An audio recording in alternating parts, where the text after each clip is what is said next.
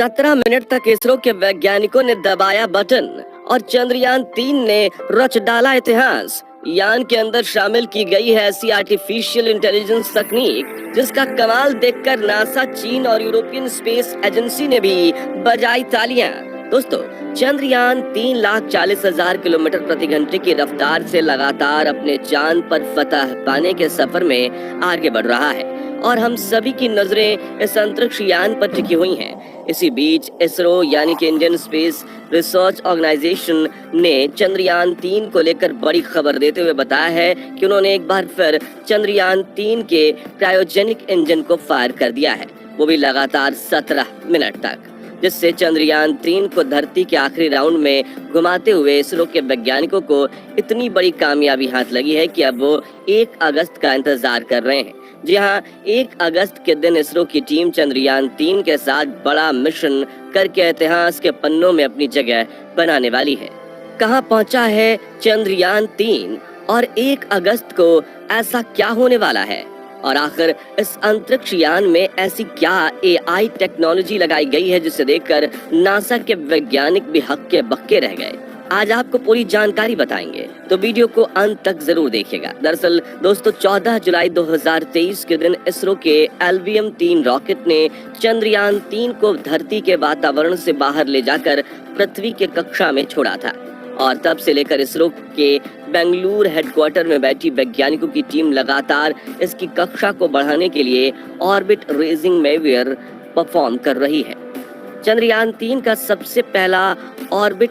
Ranging manoeuvre 15 जुलाई के दिन किया गया था। तब इस अंतरिक्ष यान के इंजन को ऑन करके इसे 41,762 किलोमीटर इंटू 173 किलोमीटर की कक्षा में छोड़ा गया था, जिसके बाद इसरो के वैज्ञानिकों ने 3 बार और चंद्रयान का ऑर्बिट मैन्यूवरिंग किया था। अब इसरो ने चंद्रयान-3 मिशन की एक और अग्नि परीक्षा को पार कर लिया है। जी हाँ दोस्तों, 25 जुलाई के दिन इसरो के वैज्ञानिकों ने 1000 सेकंड्स यानी कि करीब 17 मिनट तक चंद्रयान-3 के इंजन को ऑन किया और 5वें ऑर्बिट रेजिंग मैन्यूवर को सफलतापूर्वक पूरा करके इस यान को धरती का 5वां और आखिरी चक्कर लगाने के लिए भेज दिया है।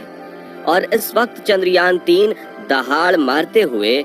12,07,609 गुने 236 किलोमीटर की ऑर्बिट में पृथ्वी का आखिरी चक्कर लगा रहा है, जिसके बाद इसे लूनर ट्रांसफर ट्रेजेक्टरी में डाल दिया जाएगा और ये चांद की तरफ अपनी लंबी यात्रा पर निकल जाएगा। इस प्रक्रिया में इसरो के वैज्ञानिक चंद्रयान-3 के प्रपल्शन मॉड्यूल के इंजन को पूरी क्षमता के साथ ऑन करके इसे चांद तक पहुंचाने की लंबी दौड़ पर छोड़ देंगे, जिसे लूनर ट्रांसफर ट्रेजेक्टरी कहा जाता है और इस प्रक्रिया को ट्रांसल्यूनर इंजेक्शन कहा जाता है। इसरो ने बताया कि बेंगलुरु में मौजूद ISRO telemetry tracking and command network में बैठे भारतीय वैज्ञानिक अब 1 अगस्त को रात के 12 बजे से 1 बजे के बीच चंद्रयान-3 का इंजन फिर से ऑन करके इस ट्रांसल्यूनर इंजेक्शन को परफॉर्म करने वाले हैं, जिससे चंद्रयान-3 पृथ्वी की गुरुत्वाकर्षण सीमा से निकलकर चांद की तरफ जाने वाले लंबे हाईवे को पकड़ लेगा। लेकिन दोस्तों, इस हाईवे को पकड़ने से पहले चंद्रयान-3 को काफी तेज रफ्तार पकड़नी पड़ेगी। बता दें कि जब इसरो ने अपने लॉन्च व्हीकल मार्क 3 रॉकेट के जरिए चंद्रयान-3 को पृथ्वी की पहली कक्षा में भेजा था, तब इसकी रफ्तार करीब 36,000 किलोमीटर प्रति घंटा यानी 10.242 किलोमीटर प्रति सेकंड थी, जो कि एक गोली की रफ्तार से भी 12 गुना तेज है। जी हाँ, जब किसी बंदूक से गोली फायर होती है तो उसकी अधिकतम रफ्तार करीब 3000 किलोमीटर प्रति घंटा तक पहुंच पाती है, जबकि चंद्रयान-3 गोली से भी 12 गुना तेज रफ्तार से पृथ्वी के वातावरण से बाहर निकलकर अंतरिक्ष में पहुंचा था। और अभी चंद्रयान-3 की रफ्तार 36,968 से लेकर 40,320 किलोमीटर प्रति घंटा है और पृथ्वी की गुरुत्वाकर्षण सीमा से बाहर निकलने के लिए चंद्रयान-3 की रफ्तार इससे भी ज्यादा बढ़ानी होगी, जिसके लिए इसके इंटीग्रेटेड मॉड्यूल यानी कि लैंडर और प्रपल्शन मॉड्यूल के इंजन के एक साथ शुरू किए जाने पर ये काम हो सकेगा। बता दें कि चंद्रयान के प्रपल्शन मॉड्यूल का इंजन ऑन होता है तो इससे इसको रफ्तार मिलती है और ये अगली ऑर्बिट में पहुंच जाता है। लेकिन जैसे ही ये एपोजी पर सबसे दूर पहुंचता है तो इसकी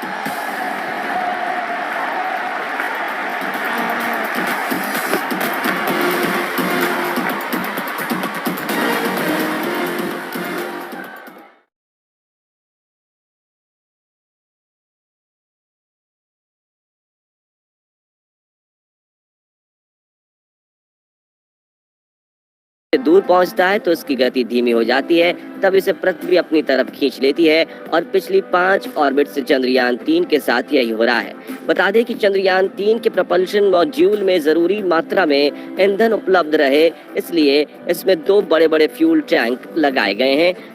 जिसमें अलग अलग तरह के फ्यूल भरे हुए हैं। वहीं चांद पर लैंडिंग के दौरान अपने थ्रस्टर्स को ऑन करके लैंडर मॉड्यूल अपनी रफ्तार को धीमा कर पाए, इसलिए उसमें भी एक पावरफुल इंजन और फ्यूल टैंक को लगाया गया है। 1 अगस्त के दिन चंद्रयान 3 का ट्रांसल्यूनर इंजेक्शन होने के बाद ये अंतरिक्ष यान चांद की तरफ जाने वाले इस हाईवे पर करीब 5 से 6 दिन के लिए सफर करेगा, जिसके बाद लूनर ऑर्बिट इंसर्शन की प्रक्रिया शुरू होगी, जिसमें इसरो के वैज्ञानिक चंद्रयान 3 के इंजन को ऑन करके इसे चांद की गुरुत्वाकर्षण सीमा में धकेल देंगे और जब चांद इसे अपने गुरुत्वाकर्षण में पकड़ लेगा तो ये पृथ्वी की तरह ही अब अंडाकार ट्रेजेक्टरी में चांद के चक्कर लगाना शुरू कर देगा।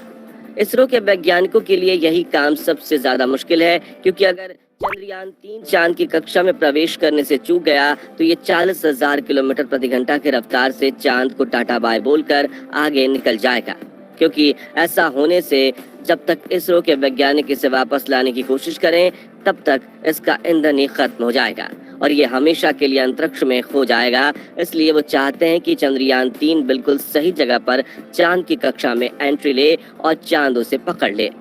जिसके लिए इसके प्रपल्शन मॉड्यूल में लगे छोटे छोटे इंजन की मदद से इसके इंटीग्रेटेड मॉड्यूल को पूरी तरह से विपरीत दिशा में घुमाया जाएगा ताकि 180 डिग्री का टर्न लेकर चांद की ऑर्बिट को पकड़ने में कामयाब हो जाए। लेकिन दोस्तों, यहाँ आपको ज्यादा फिक्र करने की जरूरत नहीं है, क्योंकि इसरो इस काम में काफी ज्यादा माहिर है। बता दें कि ऑर्बिट इंसर्शन की प्रक्रिया चंद्रमा की सतह से करीब 84,000 किलोमीटर की ऊंचाई पर होगी, जिसके बाद इसरो के वैज्ञानिक लूनर ऑर्बिट मैन्यूवर परफॉर्म करके धीरे धीरे इसकी कक्षा को छोटा करते जाएंगे और आखिर में चंद्रयान 3 का इंटीग्रेटेड मॉड्यूल चांद की 100 × 100 किलोमीटर की गोलाकार कक्षा में पहुंच जाएगा। जिसके बाद 17 अगस्त के दिन चंद्रयान 3 के विक्रम लैंडर को इसके प्रपल्शन मॉड्यूल से अलग किया जाएगा और उसका इंजन ऑन करके उसे चांद की 100 × 30 की कक्षा में भेज दिया जाएगा, जहां से वो 23 अगस्त के दिन चांद के करीब 30 किलोमीटर की ऊंचाई पर धीरे धीरे चांद की सतह की तरफ बढ़ने की कोशिश करेगा और आखिर में चंद्रमा के दक्षिणी ध्रुव पर लैंडिंग कर लेगा। दोस्तों, बता दें कि लैंडिंग के आखिरी चरणों के दौरान चंद्रयान 3 के लैंडर की रफ्तार 6000 किलोमीटर प्रति सेकंड से धीरे धीरे घटाकर 7.2 किलोमीटर प्रति सेकंड यानी 2 मीटर प्रति सेकंड लेकर आई जाएगी ताकि वो चंद्रमा पर सॉफ्ट लैंडिंग कर सके। अब दोस्तों, बात करें चंद्रयान 3 की उस AI तकनीक की जिसने नासा, चीन और यूरोपियन स्पेस एजेंसी के होश उड़ा दिए हैं, तो बता दें कि इसरो ने चंद्रयान 3 के विक्रम लैंडर और प्रज्ञान रोवर में आर्टिफिशियल इंटेलिजेंस टेक्नोलॉजी का इस्तेमाल किया है और ये एक ऐसी मॉडर्न टेक्नोलॉजी है जो पहले से सिखाई बातों का ध्यान रखते हुए रोबोट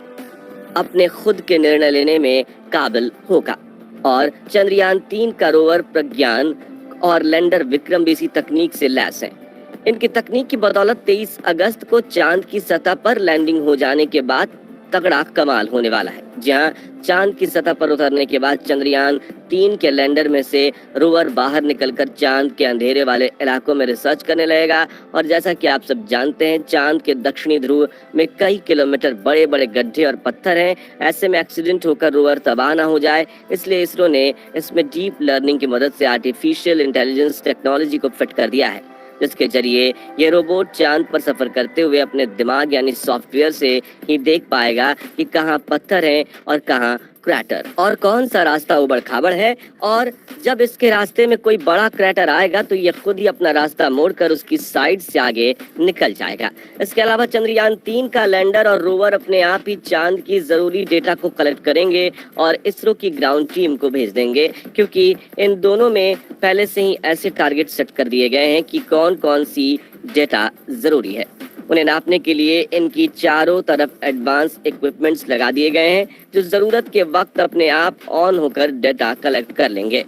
इस टेक्नोलॉजी का एल्गोरिथम इतना ज्यादा एडवांस है कि इसे देखकर नासा और चीन के वैज्ञानिक भी तालियां बजाए बिना नहीं रह सके, क्योंकि इसमें इसरो ने अपनी जी जान लगाकर अब तक की सबसे बेस्ट टेक्नोलॉजी डेवलप की है,